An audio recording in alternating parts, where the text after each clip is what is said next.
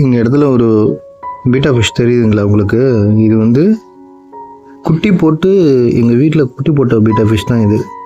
முட்டை போட்டுச்சு. முட்டை போட்டு அதுலேருந்து பொரிஞ்சு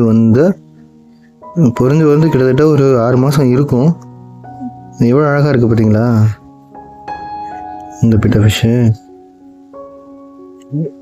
இந்த என்விரான்மெண்ட் பாருங்களேன். பீட்டா ஃபிஷ் எப்பொழுதுமே எல்லாம் ஒரு பாட்டிலில் வச்சு தான் வளர்ப்பாங்க. நான் என்ன பண்ணிட்டேன்னா இந்த மாதிரி ஒரு சிமெண்ட் தொட்டியில் பீட்டா ஃபிஷ்ஷை வச்சு ஜோடியை போட்டு வளர்த்துருந்தேன். இது மாதிரி இதுக்குள்ள இங்கே பாருங்கள், இதுதான் அம்மா, இதுதான் அந்த மீனோட அம்மா, இதுதான் அந்த மீனோட டாட்டர். அப்படி க்யூட்டாக இருக்குதுங்களா?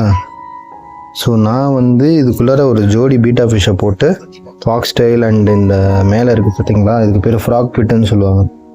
இந்த பிளான்ட்டு இதெல்லாம் போட்டு ஃபுட்டெல்லாம் மோஸ்ட்லி போடுறதே கிடையாதுங்க. இந்த பீட்டா ஃபிஷ்க்கு மோஸ்ட்லி போட மாட்டேன். வாரத்துக்கு ரெண்டு வாட்டி ஒரு வேளை தான் போடுவேன். நீங்கள் யோசிக்கலாம் எப்படா சர்வைவ் ஆகும் அப்படின்னு சொல்லிட்டு. இப்போ நான் உங்களுக்கு ஜூம் பண்ணுறேன் பாருங்கள், தெரியுதுங்களா?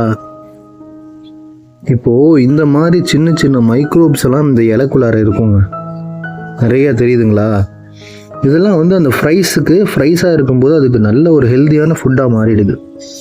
இது மட்டும் இல்லை, இதுக்குள்ளார அடியில் வந்து ஷ்ரிம்பெல்லாம் நான் வச்சுருக்கேன். உங்களுக்கு அந்த ஷ்ரிம்ப்பு அதாவது காட்ட முடிஞ்சால் காட்டுறேன். இதுக்குள்ளார கலர் ஷ்ரிம்ப்லாம் இருக்குது. அதாவது நம்ம அக்வாரியம் ஷ்ரிம்ப் நிறையா இருக்கும் இந்த தொட்டிக்குள்ளார. ஒரு 50 இருக்கும் கண்டிப்பாக. ஸோ இந்த ஷ்ரிம்ப்பு போடுற குட்டி முட்டை இதெல்லாம் இருக்கிறதுனால எக்கோசிஸ்டம் வந்து பேலன்ஸ் ஆகி ஆட்டோமேட்டிக்காக இதில் வந்து சர்வை ஆகிட்டு 1.5 வருஷத்துக்கு மேலே ஆகுதுங்க. ஹாப்பியாக பீட்டா ஃபிஷ் வந்து இவ்வளோ ஹாப்பியாக நம்மள்ட்ட வளர்ந்துட்டுருக்கு.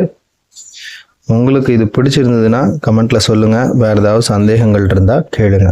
நன்றி.